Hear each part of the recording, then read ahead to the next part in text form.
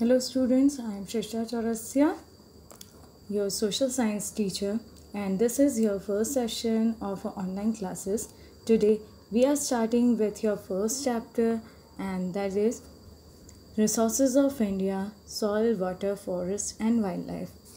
ठीक है, तो फर्स्ट हम लोग समझते हैं what is resources. So what is resources? Resources are all those things which fulfil human needs and wants are known as resources. वो सारी चीज़ें जो हमारी ज़रूरतों को पूरा करती है, फुलफ़िल करती है, उसे रिसोर्सेज बोला जाता है. रिसोर्सेज टू टाइप्स की होती हैं. First is natural resources and another is man made resources. ठीक है, नेचुरल रिसोर्सेज वो रिसोर्सेज होती हैं जो हमें कुदरत से मिलती है, जो नेचुरली हमें मिल जाती है. For example soil, water, forest, wildlife, etc. And man-made resources are those resources which we made ourselves for our needs. ठीक है, हम अपने नीड्स के अकॉर्डिंग अपनी चीज़ें जो बनाते हैं उसे हम man-made resources बोलते हैं. जैसे कि buildings, hospitals, roads, power, etc. एक और चीज़ है जो रिसोर्सेज के अंदर आती है, and this is man. Man himself is a resource. As it is said, an educated, skilled and healthy man is a valuable resource for a country. एक healthy, skilled और educated person, man, वो एक valuable resource कहलाता है. क्योंकि natural resources को भी अगर हमें अपने लिए यूज़ करना है तो उसे इसका कन्वर्ट करने का काम, हमारी फुलफिलमेंट को कंप्लीट करने का काम भी एक ह्यूमन ही करता है. ठीक है, इसलिए मैन को भी रिसोर्सेज के अंदर रखा गया है. So this is the chapter in which we learn about the natural resources, and for that first topic of our natural resources, soil. So what is soil? Soil is a renewable resource but the process of its formation is very slow.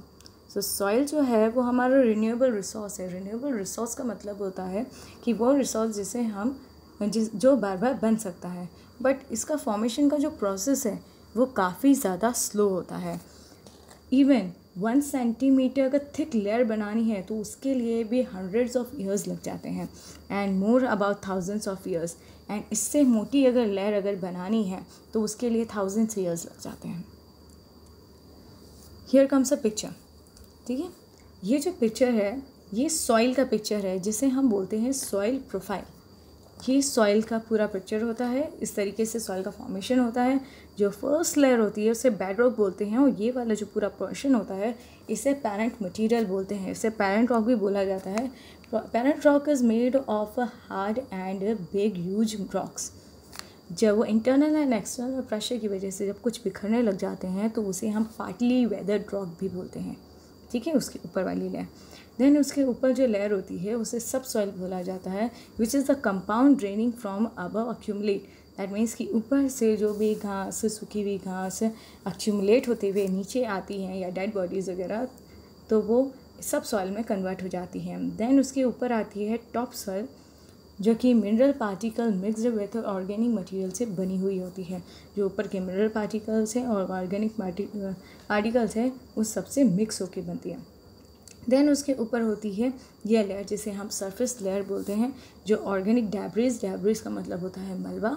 ठीक है, पानी, घास वगैरह मिल के जो एक मलबा तैयार होता है उससे, और पार्टली डिकम्पोज पार्टिकल से मिल के बना होता है, जहाँ पे खेती भी की जाती है. Then next is types of soil. As you all know कि इंडिया जो है वो डाइवर्सिटीज़ के लिए माना जाता है, और इंडिया का अलग अलग जो रीजन है वहाँ अलग अलग क्लाइमेटिक कंडीशन अलग होती है. सॉइल की कंडीशन इसलिए अलग होती है क्योंकि क्लाइमेटिक कंडीशन एंड लैंडफॉर्म्स अलग होते हैं.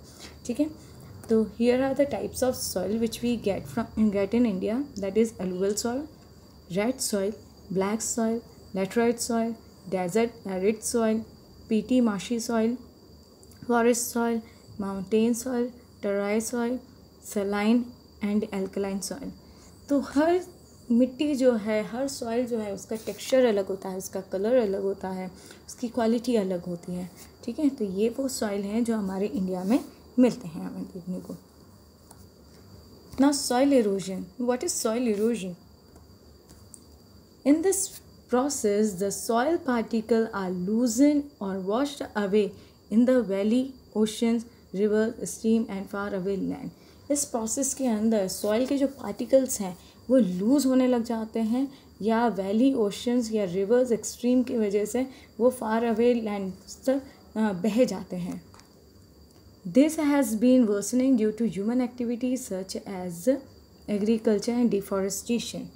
और एग्रीकल्चर और डिफॉरेस्टेशन की वजह से, हमारी ह्यूमन एक्टिविटी की वजह से सॉइल इरोजन जो है वो और भी ज़्यादा वर्सन होता जा रहा है, ख़राब होता जा रहा है. Soil erosion is a continuous process that occurs either slowly और एट एन अलार्मिंग रेट. वैसे तो सॉइल इरोजन एक कंटिन्यूस प्रोसेस है और स्लो प्रोसेस है, बट ह्यूमन एक्टिविटी की कुछ गलत एक्टिविटीज़ के कारण ये एक अलार्मिंग रेट पे पहुंच गया. मीन्स जो सॉइल इरोजन की प्रोसेस है वो बहुत ज़्यादा स्पीड अप होती जा रही है. It result in continuous loss of top soil, जिसकी वजह से टॉप सॉइल जो है वो काफ़ी ज़्यादा कंटिन्यूसली लूज़ होता जा रहा है, वीक होता जा रहा है, and soil collapse and ecological degradation भी होता जा रहा है. ठीक है, here are the some pictures. मैं आपको बताने के लिए मैंने रखे हैं कि इस तरीके की कंडीशन बन जाती है जब सॉइल इरोजन होता है. तो ना causes of soil erosion, actual causes हैं क्या सॉइल इरोजन के. ठीक है, the first point is deforestation. Deforestation का मतलब होता है कि फॉरेस्ट जो है, जंगल जो है, उनकी कटाई बहुत ज़्यादा मात्रा में की जा रही है ताकि हमारे लिए रहने की स्पेस हो जाए. लेकिन डिफॉरेस्टेशन के कारण जो